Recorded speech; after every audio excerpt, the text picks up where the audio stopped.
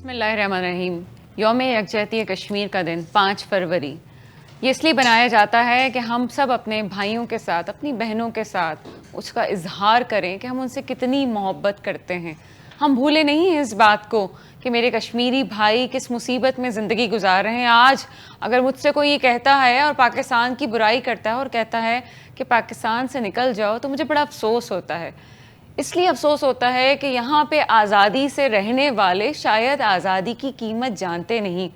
ان لوگوں کو پوچھئے، میرے کشمیری بھائیوں کو پوچھئے کہ آزادی ہوتی کیا ہے. آپ اس ملک میں سانس لے رہے ہیں، آپ اس ملک میں آزادی سے اپنا کام کرتے ہیں. ان لوگوں سے پوچھئے جن کے پاس آزادی میسر نہیں. بھارت کا صفاق چہرہ آج پوری دنیا کے سامنے ہے، جو بربریت کی ایک مثال قائم کرتا ہے کشمیری بھائیوں پہ، اور اسی کا اظہار کرنے، ایک چھوٹی سی کاوش کرنے بہت سے ہمارے دوست، ہمارے چاہنے والے، وہ لوگ جو کشمیر کو چاہتے ہیں، جو کشمیر کی کاز پہ کام کرنا چاہتے ہیں، ہمارے ساتھ موجود ہیں. میرے ساتھ اس وقت موجود ہیں جناب میجر ریٹائر شیخ ندیم صاحب. سر پروگرام میں آپ کو ویلکم کرتے ہیں. ساتھ ہی موجود ہیں محترم جناب محسن کاظمی صاحب، آپ اسکالر ہیں. سر پروگرام میں آپ کو ویلکم کرتے ہیں. اور ایک پیاری سی چھوٹی سی بچی، وہ بھی اپنی محبت کا اظہار کرنے اس پروگرام میں موجود ہے میرے ساتھ، کرینہ ایوان صاحبہ. کرینہ کیسی ہو بیٹا؟ ٹھیک ہوں، آپ سنائیں. کتنی پیاری سی بچی ہے کہ فوراً سے مجھے کہا کہ آپ سنائیں. یہ چھوٹی سی بچی کشمیر کے لیے بات کرنے آئی ہے. کرینہ کیا کرتی ہو تم؟ میں اسپیچز کرتی رہتی ہوں، ڈفرینٹ چینلز پہ گئی ہوں میں، اور میں نے بولا ہے، اور میں کافی چینلز پہ ایوارڈ بھی جیتی ہوں اور نیشنل لیول تک بھی گئی ہوں. کیا ہی بات ہے. یہ ایسے ہی بچے کشمیر میں بھی موجود ہیں جو اپنی آواز کو آگے پہنچانا چاہتے ہیں، لیکن ان کی آواز کو دبا دیا جاتا ہے. لیکن ہم ہیں نا ان کی آواز بننے کے لیے. میجر ریٹائر شیخ ندیم صاحب آپ کی طرف سے آئیں گے. آج کے دن کے حوالے سے کیا کہیں گے؟ دیکھیں، آج کا دن جس طرح سے ہم یکجہتی منا رہے ہیں کشمیر کے ساتھ، پہلے تو میں تھوڑا سا آپ کو بتا دوں کہ میرا تعلق آزاد کشمیر ریجمنٹ سے ہے، فوج کے اندر بھی، تو میرا بہت زیادہ تعلق آزاد کشمیر کے ساتھ رہا ہے. دوسرا تعلق میرا یہ رہا ہے کہ میں نے جو کارگل کی جنگ ہے اس کے اندر پارٹیسپیٹ کیا، الحمدللہ غازی بن کر وہاں سے واپس آیا. الحمدللہ. تو ہم نے یہ انڈیا کی شہرت کے اوپر بھی پاؤں رکھا ہوا ہے، اس لیے ہم نے وہ دیکھا ہے کہ کس طرح سے اس کی چیخیں آسمان تک گئی ہیں جب ہم نے کارگل میں اس کی شہرت پہ پاؤں رکھا.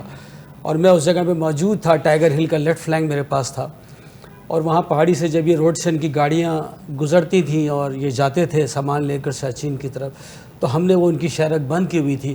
اور جب یہ ہماری گنوں کی رینج میں آ جاتے تھے، ہمارے جو بندے تھے انہوں نے پہاڑوں کے اوپر اینٹی ایئر کرافٹ گنیں جو کہ اس کمرے کے جتنی برابر وزن کی ہوتی ہیں، وہ اٹھا کر پیدل چل کر پہاڑوں کے اوپر وہاں پہنچائیں.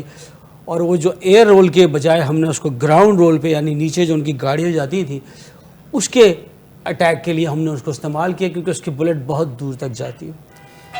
تو جب یہ ان کی ساری گاڑیاں وہ ہمارے رینج میں پہنچ جاتی تھیں تو پھر میں فائر کا آرڈر دیتا تھا الحمدللہ.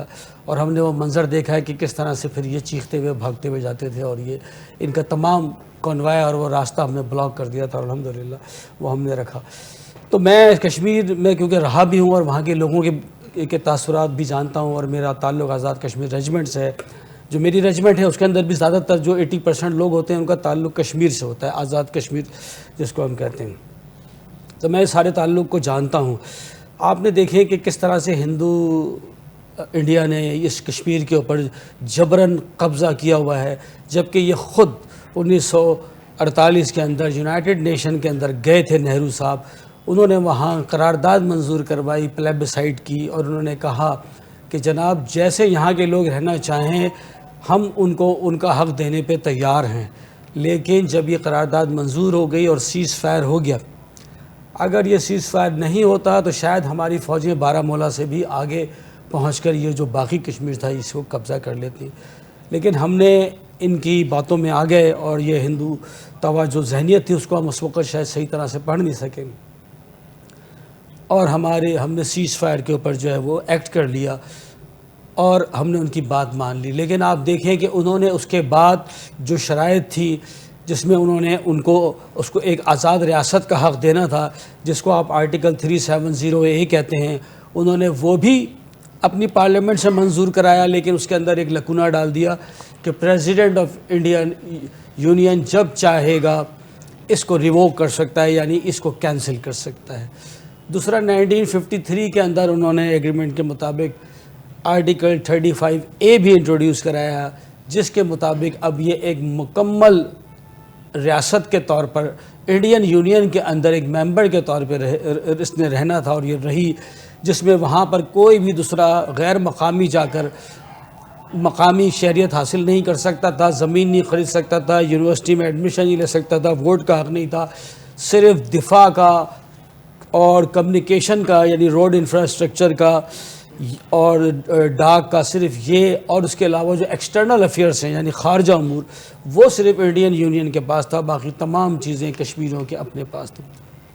ہم شاید ان باتوں میں آ گئے، اور آج آپ دیکھ لیں کہ جب بھی اس طرح سے یہ ہندو توا ذہنیت نے میجورٹی حاصل کی مودی کی لیڈرشپ میں، تو انہوں نے آ کر وہ آرٹیکل دونوں ریووک کر دیے اور اب اس کی آزاد حیثیت بالکل ختم کر دی۔ بالکل ایسا ہی ہے، اور بات وہی ہے کہ ہمیں اپنے انڈیا کے لوگوں سے بھی ایسا نہیں کہ کوئی شکوہ ہے، ہاں ان کی حکومت کی پالیسیز کچھ ایسی ہیں کہ جو تکلیف دیتی ہیں، وہ ایسی پالیسیز رہی ہیں جس میں مذہبی فرقہ واریت کو بہت زیادہ عروج دیا گیا، بہت ہوا دی گئی۔ ہندوتوا کی بات کی، ان کی ذہنیت سے کون واقف نہیں ہے، مسلمانوں کا قتل و خون کیا گیا، اس کو بہایا گیا۔ کبھی ہمارے انڈیا کے بھائی جب یہ بات کرتے ہیں تو ہم ان سے یہ کہتے ہیں کہ آپ سے ہماری دوستی، آپ سے ہماری محبت اپنی جگہ قائم ہے، لیکن آپ کی حکومت جو اس وقت کر رہی ہے وہ یقیناً کشمیر کے معاملے میں زیادتی ہے، اور یہ زیادتی ابھی سے نہیں ہو رہی، جیسے میجر ریٹائرڈ ندیم صاحب نے یہ بات کہی کہ یہ زیادتی بہت پہلے سے ہو رہی ہے، اور جس کا ہم وقفے وقفے سے ذکر بھی کرتے رہیں گے کہ کس طرح سے یہ چیزیں ہوئیں۔ یہ ہماری خوش قسمتی ہے کہ ہم نے تمام فرقہ جو ہے جو ایک سوچ ہوتی ہے اس سے ہم لوگوں کو لے کے آئے ہیں۔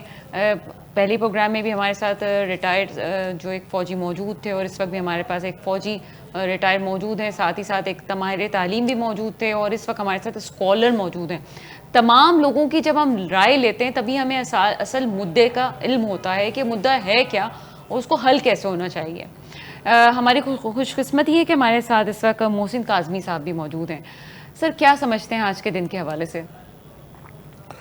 اچھا، پہلی چیز تو یہ کہ ہماری قوم میں کشمیر نام تو سنا ہے لیکن اس کی تاریخ سے کم واقف ہے۔ میں بہت ہی مختصر الفاظ کے ساتھ پہلی بات تو یہ بتانا چاہوں کہ کشمیر واحد ریاست تھی جو آزاد تھی۔ 1584 میں مغلیہ حکومت تھی، اکبر بادشاہ تھا، اس نے اسے اپنے ریاست میں اپنے اس میں حدود میں شامل کیا، اس وقت یہ اس میں شامل ہوئی، اور اتنی آزاد تھی کہ جب ہندوستان کو آزاد کرنے کا وقت آیا، لارڈ ماؤنٹ بیٹن نے جواہر لال نہرو کو بلا کے کہا کہ ہندوستان میں 262 ریاستیں ہیں۔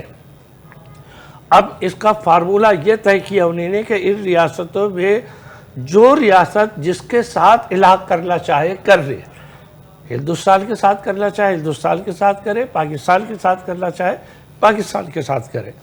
یہ وہاں پہ فارمولہ طے ہو گیا۔ اس کے اندر کشمیر کو ایک خاص اسٹیٹس دیا گیا تھا۔ اس اسٹیٹس کا ایک آرٹیکل ہوتا ہے 360 نمبر، جس کا ذکر ابھی قبلہ نے بھی کیا۔ اس کے تحت کسی ہندوستانی کو کشمیر میں کاروبار کرنے کی بھی اجازت نہیں تھی۔ اب اس کا الٹ انہیں نے کیا کیا، ابھی اگست میں 2019 میں مودی سرکار نے اس میں ایک تبدیلی کی، اس کو ختم کر کے 370 کا جو ہمارا آرٹیکل تھا اسے ختم کر دیا۔ اب اس کی مقبوضہ حیثیت کو متاثر کیا ہے۔ اب مسئلہ یہ کہ ہم کشمیر کے لیے کل بھی لڑ رہے تھے، آج بھی لڑ رہے ہیں۔ ہم نے کشمیر کی خاطر اپنا آدھا پاکستان کٹوا دیا، لیکن ہم کشمیر کے معاملے میں پیچھے نہیں ہٹے۔ اب اس کی ایک وجہ بتا دوں، اکثر ہم آپ سب سنتے رہتے ہیں جملہ کہ قائد اعظم محمد علی جناح نے کہا کشمیر ہماری شہرگ ہے۔ اب ہم بڑے سوچتے تھے کہ شہرگ کیوں کہا، تو 1946 میں قائد اعظم محمد علی جناح کو یہ کشمیر کانفرنس والوں نے دعوت دی، آپ وہاں گئے، انہوں نے وہاں پہ خطاب کیا۔ اس کے بعد انہوں نے ایک جائزہ لیا کہ کشمیر کی جغرافیکل پوزیشن کیسی ہے، سیاسی پوزیشن کیسی ہے، اقتصادی پوزیشن کیسی ہے اور دفاعی پوزیشن کیسی ہے. ان 4 نکات کو سامنے رکھا. اس کے بعد انہوں نے وہیں پر اعلان کیا کہ کشمیر پاکستان کی شہ رگ ہے. اب ہمارا دفاعی معاملہ بھی اس سے تعلق رکھتا ہے، سیاسی بھی رکھتا ہے، اقتصادی بھی رکھتا ہے. تو کشمیر اور پاکستان جو ہے ایک قلب دو جہاں ہے. اس کو اوپر کوئی سودے بازی اگر کسی نے کرنے کی کبھی کوشش کی اسے کامیاب نہیں کیا گیا. ندیم صاحب آپ کی طرف سے آئیں گے.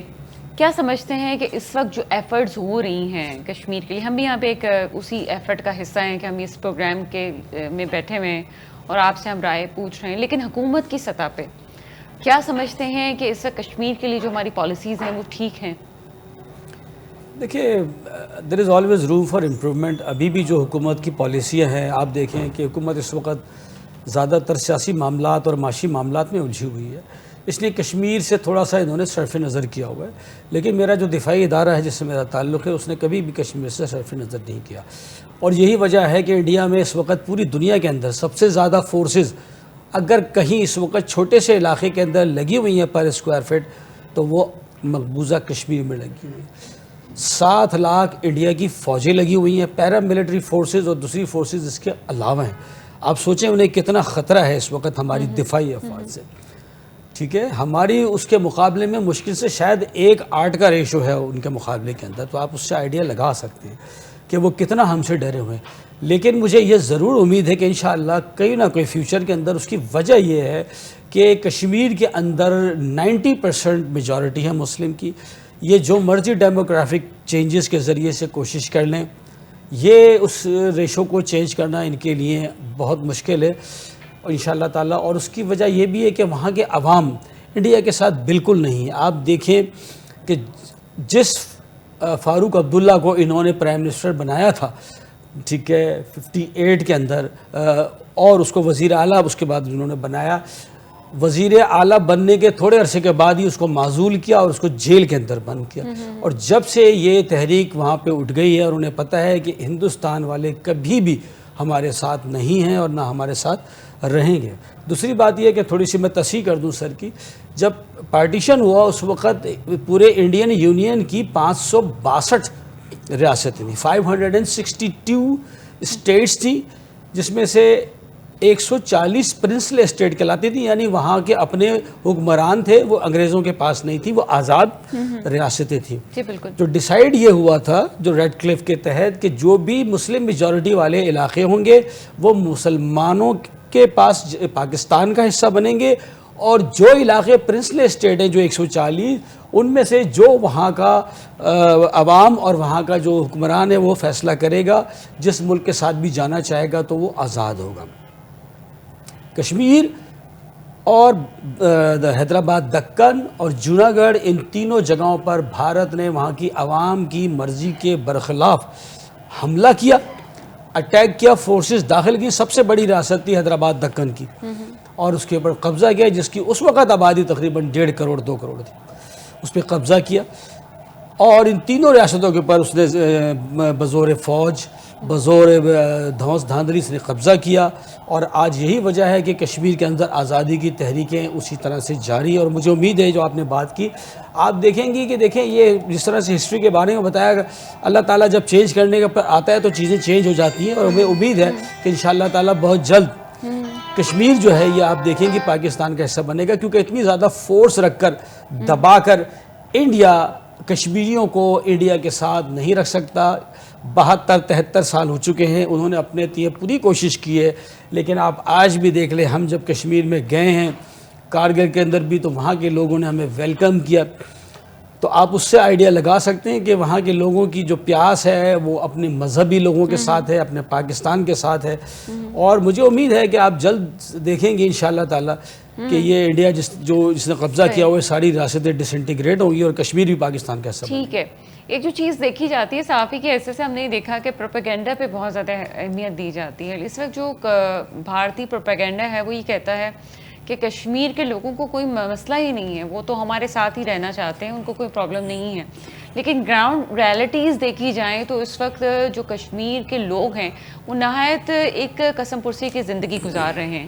ان کے پاس جیسے ہم نے کہا کہ لاک ڈاؤن جب ہوا تو ابھی تو ہم نے لاک ڈاؤن کو کچھ عرصے پہلے برداشت کیا, لیکن وہ تو کئی عرصے سے لاک ڈاؤن والی زندگی گزار رہے ہیں. اس پروپیگنڈا کو کس طرح سے کم کیا جا سکتا ہے اور کس طرح سے اپنا کام کیا جا سکتا ہے؟ کچھ ہم آگے بھی چلیں گے اپنے دوسرے گیسٹ کی طرف. محسن صاحب آپ سے ہم پوچھتے ہیں, یہ جو پروپیگنڈا کی سیاست اس وقت کر رہا ہے انڈیا کہ جی اپنے یہ بتانے کی کوشش کر رہا ہے کہ جی کشمیریوں کو کوئی مسئلہ نہیں ہے, وہاں پہ بس کچھ لوگ ہی ہیں, کچھ تنظیمیں ہی ہیں جو یہ کام کر رہی ہیں, ہم کس طرح سے اس پروپیگنڈا کا کاؤنٹر کر سکتے ہیں اور لوگوں کو ہم بتا سکتے ہیں کہ جی ایسا نہیں ہے؟ کیونکہ ہمارے پاس تو فیسلٹیز ہیں, ان کے پاس شاید وہ فیسلٹیز موجود نہیں ہیں وہاں پہ رہتے ہوئے. کیا سمجھتے ہیں ہم؟ اچھا, اس میں ایک چیز ذرا سا غور کریں کہ کشمیری بیچارے ویری فرسٹ ڈے سے آج تک مسلسل قربانی دیتے ہیں, لاکھوں لوگ شہید ہو گئے. اس میں ایک چھوٹی سا واقعہ ہے, چھوٹا سا, یہ اس لیے بہت ضروری ہے ان بچوں کو اور سب کو معلوم ہے, آپ کے ناظرین کو پتہ چلے. پہلی آزادی کی تحریک کا نعرہ لگانے والا وہ شخص جس کو سری نگر کی جیل میں قید کیا گیا تھا, اس کی حمایت میں ہزاروں لوگ باہر جمع ہو گئے تھے. اس نے کیا کیا, کھڑے ہو کر اذان دی. جب اس نے اذان دی تو وہاں کا ایک ڈوگر سپاہی تھا, اس نے اس کو اسی وقت گولی مار کے شہید کر دیا. جب وہ شہید ہو گیا تو دوسرا نوجوان اس کی جگہ گیا, اس نے اذان دی, اس نے اس کو بھی شہید کر دیا. پھر تیسرا گیا. اس طرح 21 نوجوانوں نے اذان دی اور 21 نوجوان وہاں شہید ہوئے. اس کے بعد یہ جذبہ اس قوم میں ایسا بیٹھا ہے کہ یہ لوگ قربانی سے نہیں گریز کر رہے ہیں. اور وجہ یہ ہے کہ کشمیر کے اندر صوفیاء کرام نے اسلام کی جو تبلیغ کی ہے, وہ شاہ احمدان بھی ہے, اس کے اندر میر وائز بھی ہیں, اور بھی بڑے بڑے ہیں. تو اس کے بعد ان میں ایک ایسی تبدیلی ہے کہ یہ سب کے سب ان کا ذہن جہادی ذہن ہے. اب مسئلہ یہ ہے کہ کشمیر تو قید میں ہے, مقبوضہ ہے, وہ آزاد تو ہے نہیں. مقبوضہ کو آزاد کرانے کے لیے ہمیں آزاد لوگوں کو اٹھنا پڑے گا. اور جب 1948 میں یہ قرارداد پاس ہو چکی ہے 1949 میں یو این او کے اندر, اور یہ طے ہو گیا ہے کہ ہم استصواب رائے, جیسے آپ ریفرینڈم کہتے ہیں, یا عوام سے رائے لے کر یہ فیصلہ کریں کہ کشمیری جو ہے کیا چاہتے ہیں. تو وہی صورت ہے کہ کشمیری یا پاکستان سے علاق کریں گے یا کشمیری اپنی آزاد حیثیت یا کشمیر ہندوستان کے ساتھ. تو ہندوستان اتنی بڑی جمہوری ریاست اور یہ 84,000 مربع میل کی یہ زمین ہے جس کو اوپر 70% اس کا قبضہ ہے, 30% ہمارے پاس ہے. اس کو اس بات پر جمہوری نقطہ نظر سے کیوں نہیں دیکھتا کہ جب ایک اصول طے ہوا کہ مسلم ریاستیں پاکستان کا حصہ ہوں گی اور جو غیر مسلم ہیں وہ ہندوستان کا حصہ ہوں گی. اسی طرح آپ دیکھ لیں, ابھی مثال دیا آپ نے, حیدرآباد دکن جو ہے وہ مسلم ریاست نہیں تھی لیکن وہاں پر حکمراں مسلم تھا. یہاں کشمیر میں عوام اکثریت مسلم تھی, اس کا حکمراں جو تھا غیر مسلم تھا. تو یہ تھوڑی سی سازش کر کے, بہت سی سازشیں میں ہماری بہت سی زمینیں لی گئی ہیں, ابھی وقت نہیں میں آپ کے سامنے بیان کروں. اس لیے ہمیں اس تحریک کو چلانے کے لیے ایک خاص جذبہ یہ ہے کہ ہمیں ایک خاص قربانی کے انداز میں, دفاع کے انداز میں ان کو مورال سپورٹ دینی ہے. ہم نے مورل سپورٹ بہت ضروری ہے. جیسے میں نے کہا کہ مورل سپورٹ ضروری ہے, وہی ایک چیز ہوتی ہے. اکثر لوگ پروپیگنڈا کا لفظ منفی لفظ طریقے سے استعمال کرتے ہیں, لیکن ایک کاؤنٹر بھی چیز ہوتی ہے کہ اس کو مثبت طریقے سے کیسے استعمال کیا جا سکتا ہے.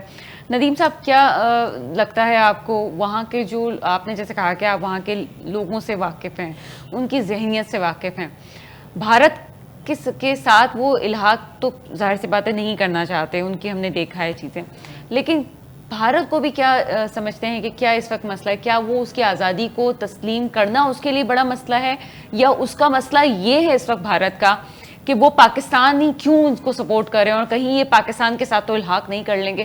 ایکچولی آپ نے وہاں پہ گراؤنڈ ریالٹیز کیا دیکھی ہیں؟ دیکھیے, بھارت میں جو شروع سے نا ہندو توا ذہنیت جو ہے نا یہ پریویل کی ہے, اور یہی وجہ تھی کہ 1930 میں مسلم لیگ کانگریس سے علیحدہ جماعت بنائی گئی تو یہ آج سے نہیں، یہ 100 سال پہلے ڈیسائیڈ ہو گیا تھا کہ ہندو جو ہے وہ اپنی ذہنیت ہندوازم کی طرف لے جانا چاہتے تھے، وہ ایک ہندو ریاست بنانا چاہتے تھے. اسی لیے جب مسلمانوں کو پتہ چلا تو انہوں نے وہیں سے ڈی ٹریک کر لیا. یہی وجہ ہے کہ جس وقت یہ انگریزوں نے مہاراجہ گلاب سنگھ کو یہ بیچ دیا تھا یہ 1918 کے اندر، اس وقت سے وہاں پر جتنے بھی لوگ مسلمان تھے انہوں نے احتجاج کیا، پورے کشمیر کو بند کیا، اور اس وقت سے وہ احتجاج کر رہے ہیں. کئی دفعہ وہاں بہت بڑے بڑے انہوں نے آپریشنز کیے، لیکن اس کے باوجود وہ نہیں رکے. اور یہ 1900 انگریزوں کے زمانے سے وہ آپریشن مسلمانوں کے خلاف کیے گئے. ڈوگرا راج اسی لیے کہتے ہیں کہ گلاب سنگھ جو تھا یہ ڈوگرا تھا، اور انہوں نے یہ خریدا، انگریزوں نے جان بوجھ کر ان کو دیا، اور انہوں نے وہاں مسلمانوں پہ ظلم ڈھائے. تو ہندو کا مسئلہ یہ بن گیا کہ جب انڈیا بن گیا تو انڈیا نے پوری کوشش کی کہ یہ جو جتنی بھی مسلم ریاستیں تھیں، حالانکہ جو میجورٹی کا ڈیسائیڈ ہوا تھا، اس نے ان پر بھی قبضہ کیا، اور اس نے اسی طرح سے یہ جو ہماری کشمیر تھا، آزاد کشمیر، اس کے اوپر بھی اس نے قبضہ کر لیا. یہ تو مجاہدین تھے جنہوں نے کافی حد تک جو ہے یہ آدھا کشمیر کو آزاد کرا لیا، اور مجھے آئندہ بھی امید ہے کہ انشاءاللہ یہ مجاہدین ابھی امریکہ جیسے افغانستان سے بھی چلا گیا. ہم یہ دیکھتے ہیں کہ آپ نے ہندوتوا ذہنیت کی بات کی، تو اس میں ساتھ یہ بھی تو ہے کہ انڈیا خود بھی بہت سے خطرات سے دوچار ہے. اس میں تامل جو آپ دیکھ سکتے ہیں کہ ان کے بھی اندر ان کی تحریکیں چل رہی ہیں، اور بہت سی ایسی تحریکیں ہیں جو کہ آزادی کی بات کر رہی ہیں. اور ابھی ہمیں ریسنٹ سکھوں کی طرف سے بھی آواز بہت ایک عالمی سطح پہ بلند ہوتی ہوئی نظر آ رہی ہے. کس طرح سے انڈیا ہمارے بارے میں تو بہت ہی بات کرتا ہے بھارت کہ ہم انٹرنلی ہمارے سیاسی میدان میں کہاں کہاں کمزور ہیں، لیکن ایک فوجی کی حیثیت سے کیا سمجھتے ہیں کہ انڈیا خود اس وقت کتنے خطرے میں ہے؟ جو اندرونی خطرات اس کو ہیں کہ آزادی کی جنگیں اس کے اندر ہی بہت زیادہ ابھی چل رہی ہیں. اگر ہم کشمیر کے تناظر میں دیکھیں نا، تو یہ جو کشمیر کا راستہ ہے انڈیا کا، یہ پنجاب سے ہو کر گزرتا ہے، اور آگے بالا کوٹ کے پاس سے یہ ایک راستہ جو ہے یہ گزرتا ہے. تو آپ نے دیکھا ہے کہ پوری دنیا کے اندر سکھ جو ہیں وہ خالستان کے لیے ریفرینڈم کرا رہے ہیں. ابھی سویڈن کے اندر ہوا، ڈنمارک میں ہوا، اور اس میں اب میجورٹی جو سکھوں کی ہے وہ بہت زیادہ تعداد 90-99% وہ حصہ لے رہے ہیں. مجھے امید ہے بھارت کے اندر جو آپ نے بات کی علیحدگی کی تحریکیں، کوئی 30-40 تحریکیں، اور یہ ساری اس پٹی کے اوپر میجورٹی ہے جو چائنا کی بارڈر لگتی ہے. کشمیر سے آپ نیچے آتے جائیں، ٹھیک ہے، اور یہ نیپال اور بھوٹان کے آگے بارڈر پر لگتے ہیں اور چائنا کے ساتھ. یہ ساری پٹی کے اوپر جو ہے ان کی آزادی کی تحریکیں چل رہی ہیں. بھارت کے ساؤتھ میں بھی آزادی کی تحریکیں چل رہی ہیں. اگر یہ خالستان کسی بھی وقت یہ اگر اٹھتا ہے اور یہ معاملہ بڑھتا ہے اور پاکستان ان کو مدد دیتا ہے، تو میں سمجھتا ہوں کہ انڈیا کا وہیں پر خواب چکنا چور ہو جائے گا. اور اگر یہ خالستان ایک آزاد ریاست بن جاتی ہے تو اس کی وجہ سے انڈیا کا تعلق ہی پورا نارتھ سائڈ سے، جس کو نارتھ انڈیا کہتے ہیں، یہ آسام، میزورم، اور یہ سارا راستہ ان کا ختم ہو جائے گا. تو انشاءاللہ ہمیں امید ہے. آپ نے، اور وہ امپورٹنٹ بات اس لیے بھی ہے کہ بعض اوقات طاقت کا جواب بھی طاقت سے دینا ہوتا ہے، اور قلم کا جواب قلم سے دینا، اور بات کا زبان کا جواب لفظوں سے دینا، یہ تمام چیزیں ضروری ہیں. اسکالرز اس حوالے سے کیا کہتے ہیں اور مزید کیا چیزیں سامنے آتی ہیں؟ ایک چھوٹا سا بریک ہے، بریک کے بعد مزید اس چیز کو ہم ڈسکس کرتے ہیں. یوم یکجہتی کشمیر کے خصوصی ٹرانسمیشن میں میٹرو ون نیوز سے ہم آپ کے سامنے حاضر ہیں، اور بات ہو رہی تھی کہ جواب کی کیا کیا صورتیں ہو سکتی ہیں. ایک اسکالر کیا سمجھتا ہے اس حوالے سے؟ محسن کاظمی صاحب کیا سمجھتے ہیں اس وقت کہ پاکستان کو کس طرح سے ساتھ دینا چاہیے، یہاں کے نوجوانوں کو کس طرح سے ساتھ دینا چاہیے اس آزادی کی تحریک میں؟ ہم اپنا رول کس طرح سے ادا کر سکتے ہیں؟ اچھا، بات یہ کہ ہم ان کے ساتھ جنگ کی صورت میں تو ساتھ نہیں دے سکتے، لیکن چونکہ وہ حق پر لڑ رہے ہیں اور حق والوں کا ساتھ دینا چاہیے، یہ ذمہ داری صرف پاکستان کی نہیں ہے، سارے عربستان کی ہے، OIC والوں کی ہے، UNO کی ہے، جنہوں نے اپنے یہاں کیا قرارداد پاس کی. ہم تو صرف یہ کہتے ہیں کہ آپ اس پر عمل کر کے دکھا دیں. اچھا، ہندوستان اور پاکستان کے درمیان کوئی ڈسپیوٹ ہے ہی نہیں سوائے کشمیر کے. اگر یہ ہندوستان عقل سے کام لے اور اس مسئلے کو حل کر دے تو ہمارے ان کے تعلقات بہت مثالی ہو جائیں گے، اور ہمیں اور انہیں دونوں کو فائدہ پہنچے گا. ہماری تجارت بھی بڑھے گی، ہمیں اخراجات میں بھی کمی ہوگی، ہمارے دفاعی اخراجات بھی کم ہوں گے. لیکن جب بھی ممکن ہے کہ جب ہندوستان سنجیدگی کے ساتھ بیٹھ کر یہ طے کر لے، کیونکہ 70-75 साल बहुत होते हैं, उनको पता चल गया कि ये लोग किसी की गुलामी मंजूर नहीं करेंगे, वो आपका हिस्सा बनने को तैयार ही नहीं है। अगर बनना होता तो 10-20 साल, 30 साल, 40 साल में बन जाते।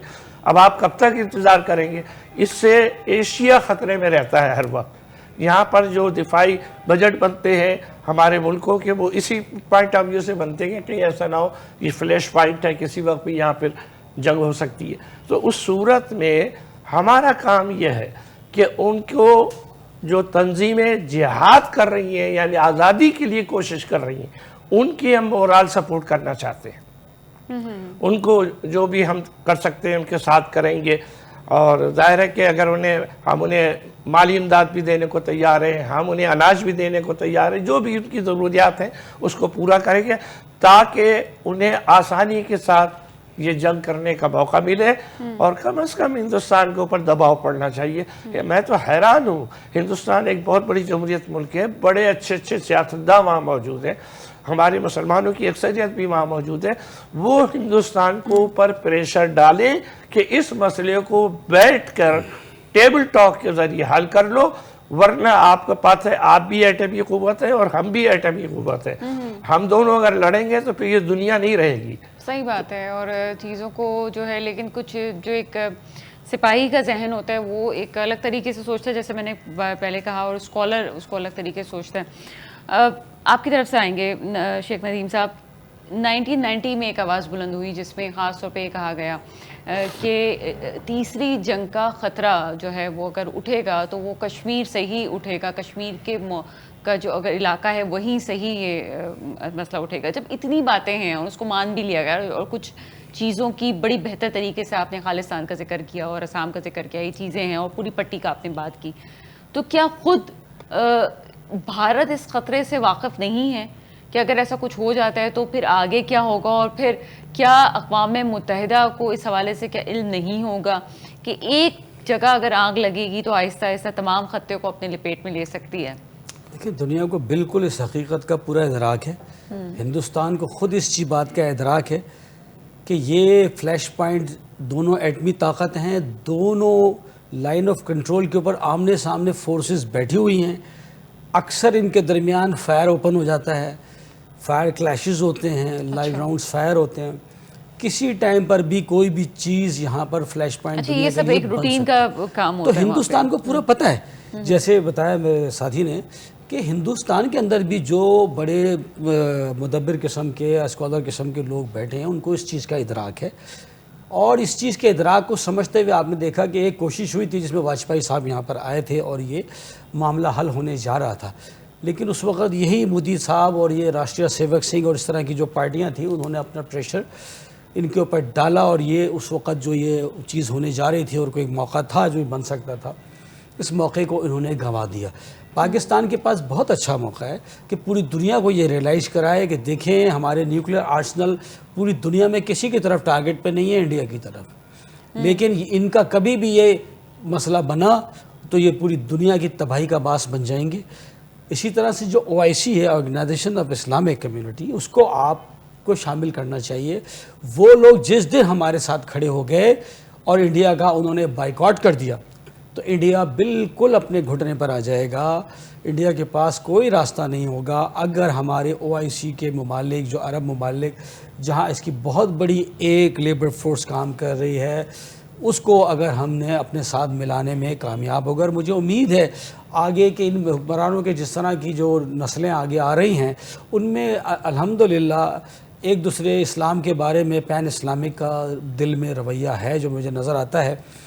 और मुझे उम्मीद है कि जिस दिन भी ये इत्तेहाद हो गया, OIC आपके साथ शामिल हो गई, अफ़गानिस्तान से अमेरिका जा चुका है, वहाँ पर भी काफ़ी आपके पास बेहतर फोर्सेस मौजूद है जो कल को इंडिया के लिए बहुत बड़ा ख़तरा बन सकती हैं। तो इंडिया को जब ये रियलाइजेशन हो गई कि वो चारों तरफ से घिरा हुआ है, तो तब ही वो घुटने टेकेगा और उसको ये करना पड़ेगा। मैं आपको बताऊं कि इंडिया के पास कोई चॉइस नहीं है, जैसे हमारे साथी ने बताया कि इतना अरसा हो गया, 100 साल भी हो जाएंगे तो वो लोग कभी भी इंडिया के साथ नहीं होंगे, बल्कि ये एक फ्लैश पॉइंट रहेगा, इंडिया के लिए एक दर्द सर रहेगा, और अभी भी दर्द सर बना हुआ है। अच्छा शेख नदीम साहब, एक बात जो कही जाती है कि शायद इंडिया बाज़ों का जब हम बड़े मसाइल में होते हैं तो वो छुप के वार करता है, شاید وہ اس غلط فہمی میں رہتا ہے کہ ہم اگر اپنے ویسٹرن بارڈر پہ بزی ہو گئے ہیں یا ہم اپنے کچھ اندرونی معاملات میں ہماری فوج مصروف ہے تو ہم شاید کشمیر کی طرف سے نظر ہٹا دیں گے. ایک فوجی کی حیثیت سے کیا جواب دینا چاہیں گے اس بات کا؟ دیکھیے کشمیر میں ہماری کوئی بھی بارڈر کسی بھی ٹائم پہ ڈسٹرب ہو جائے، ویسٹرن بارڈر کچھ وقتی طور پر تو ہوتا ہے، لیکن کبھی بھی کشمیر کی کوسٹ کے اوپر جو ہمارے دفاعی ادارے ہیں وہ کبھی بھی وہاں سے ایک سنگل بندہ بھی اٹھا کر کسی اور جگہ ڈیپیوٹ نہیں کرتے. پہلے تو یہ ذہن میں رکھ لیں. الحمدللہ میں نے آپ کو بتایا کہ ہمارا انڈیا کے ساتھ وہاں پہ بھی ریشو 1 اور 7 یا 8 کا ریشو ہے کہ ان کے 8 سے فوج پر یا 10 سپاہیوں پر ہمارا 1 سپاہی کھڑا ہے وہاں پہ.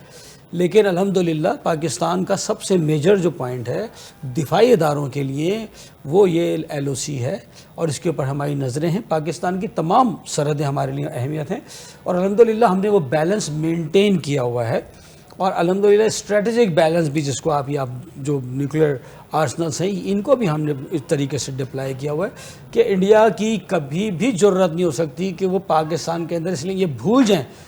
آج میں آپ کے توسط سے یہ ریلائز کرنا چاہتا ہوں کہ یہ بھول جائیں آپ کہ کبھی انڈیا کوئی کوشش کر سکتا ہے کہ پاکستان کے اندر کسی جگہ پہ کوئی قدم رکھے، کیونکہ پاکستان کے پاس کھونے کے لیے کچھ نہیں ہے. اور قدم رکھیں گے بھی تو ہم چائے پلا کے واپس ہمارے پاس الحمدللہ ہر ٹائپ کا ایسا ان کا جواب موجود ہے کہ جس وقت بھی وہ اگر کہیں پہ جمع ہوں گے نا تو وہ بھاپ بن کے اٹھ جائیں گے. یہ میں آپ کو بتا سکتا ہوں کہ صرف ایسی بہت سی مثالیں جو ہے وہ بھارت کو مل چکی ہیں کہ پاکستان پہ جب بھی وار کرنے کی کوشش کی. اور یہ بات میں نے خاص طور پہ اس لیے کہی کہ غلط فہمی ہے بھارت کی کہ اگر پاکستان کہیں مصروف ہوگا تو کشمیر کوسٹ سے اس کی نظریں ہٹ جائیں گی.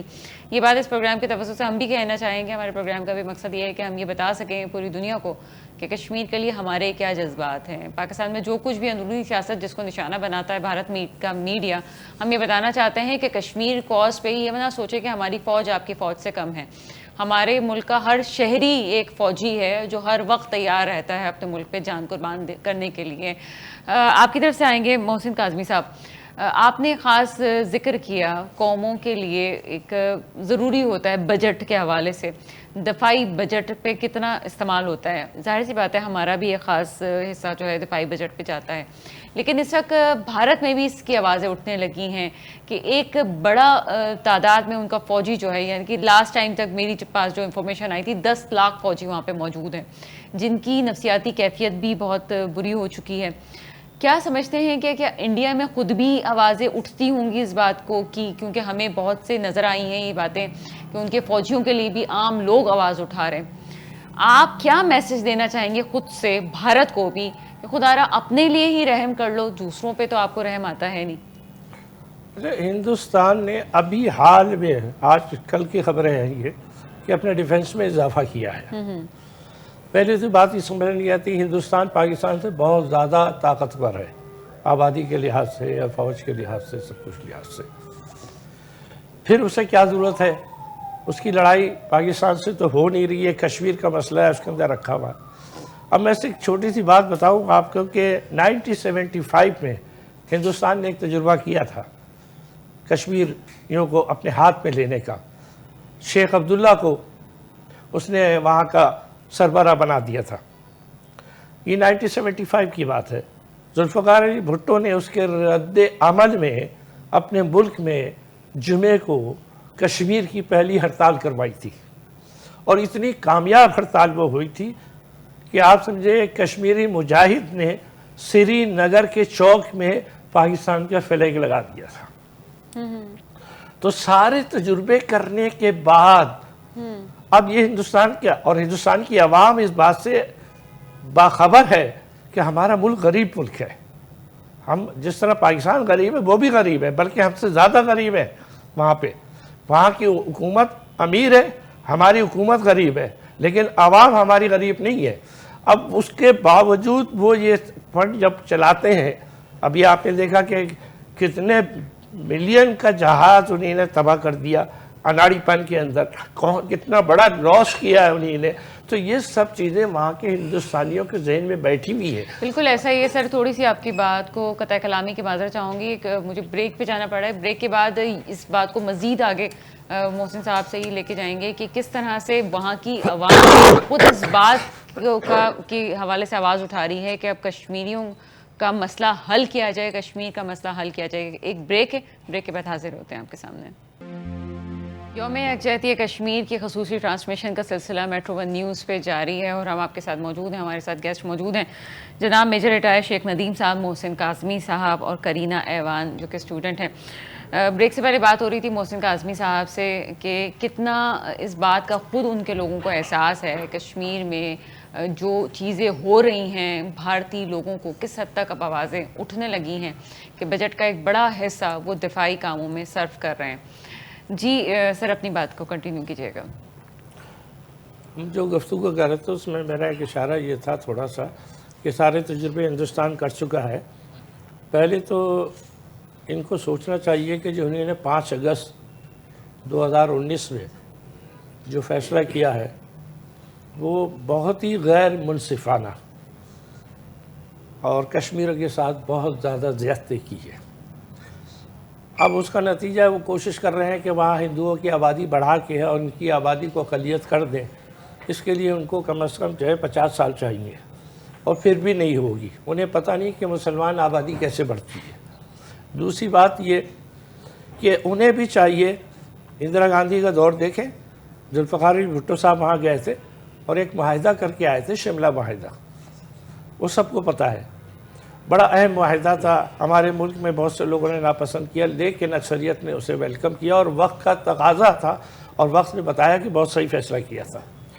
اس میں انہیں 2 باتیں رکھی تھی. میں کہہ رہا ہوں آج ہندوستان پھر وہ غور کرے.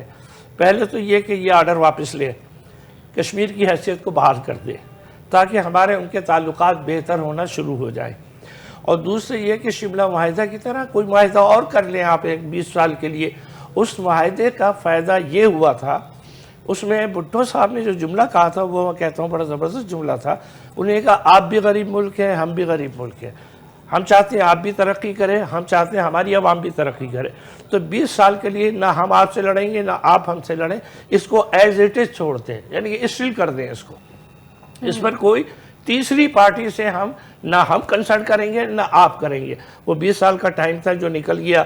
اور آپ کو پتہ ہے اندرا گاندھی کو بعد میں احساس ہوا کہ ہم سے غلط معاہدہ ہو گیا, اور جب ضیاء الحق صاحب گئے تو اس نے بڑی کوشش کی اس معاہدے کو کینسل کرنے کی. تو مقصد یہ کہ ہم نے خارجی محاذ پہ بھی, یعنی کہ وزارت خارجہ کے محاذ پہ بھی, ہم نے دفاعی محاذ کو پر بھی جتنی فتح حاصل کی ہے وہ تاریخی فتح ہے. اور میں کہتا ہوں کہ پاکستان کی افواج جو ہے وہ ان کو سیلوٹ اس لیے کیا جائے کہ آج ہم رات کو جو سوتے ہیں اور ہمارے بارڈر جو ہے جو خطرے میں ہے کشمیر کی وجہ سے محفوظ ہے, وہ انہی کی وجہ سے محفوظ ہے. تو ہم ہر صورت میں ان کو سپورٹ کریں گے. اور جو ہم کہیں گے جس طرح ہندوستان نے اپنا دفاعی بجٹ بڑھایا ہے, پاکستان کو بھی اس پہ توجہ دینی ہوگی. ہمیں انٹیلیجنس کو بہتر کرنا ہوگا. ہاں یہ ضرور ہے کہ ہمیں اپنے داخلی معاملات کو زیادہ بہتر کرنا ہے, کیونکہ ہندوستان ہمیں داخلی معاملات میں الجھا کر اپنے مقاصد پورے کر رہا ہے. بالکل ایسا ہی ہے. بھارت اس طاق میں ہے کہ وہ کشمیر کوز پہ ہم پاکستان کس طرح سے پیچھے ہٹ جائے, اور یہی وہ وجہ ہے کہ جس کی وجہ سے وہ سمجھتا ہے کہ اگر وہ ہمیں اندرونی طور پہ کمزور کرنے کے لیے جو سازشیں کرتا ہے اس میں اگر وہ کامیاب ہو گیا تو یقیناً پاکستان کشمیر کے معاملے سے پیچھے ہٹ جائے گا. لیکن شاید وہی بات کہ غلط فہمی ہے بھارت کی کہ پاکستانی کبھی بھی اپنی کاز سے پیچھے نہیں ہٹیں گے, چاہے آپ جتنی کوششیں کر لیں.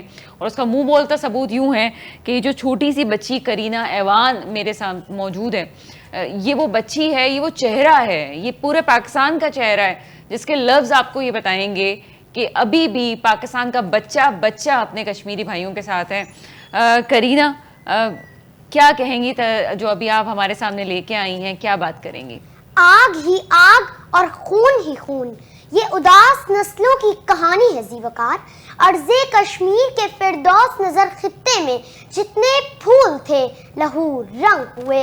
जो फज़ुलख़ैज़ हवा उस वादी में चला करती थी इस कदर गर्म हुई कि खुशबुएं भाप बनी और सैकड़ों फूल से बच्चों के जिस्म राख हुए।